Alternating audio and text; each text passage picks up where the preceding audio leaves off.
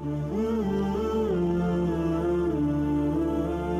عبداللہ بن عمر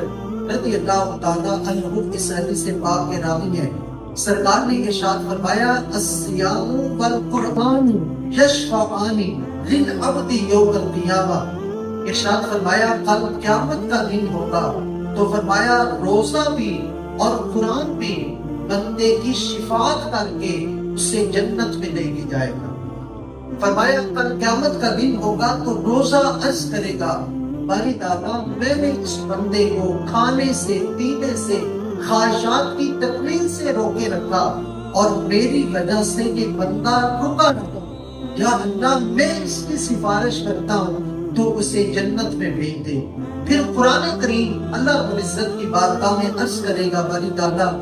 میں نے سونے سے آرام کرنے سے اسے روکے رکھا کہ یہ رات میں کھڑے ہو کے نماز تراویح پڑھتا تھا، قرآن سنتا تھا، قرآن پڑھتا تھا، یا اللہ میں اس کے حق میں سفارش کرتا ہوں۔ اللہ رب العزت قرآن کریم کی سفارش قبول کر کے اس بندے کو جنت عطا فرمائے۔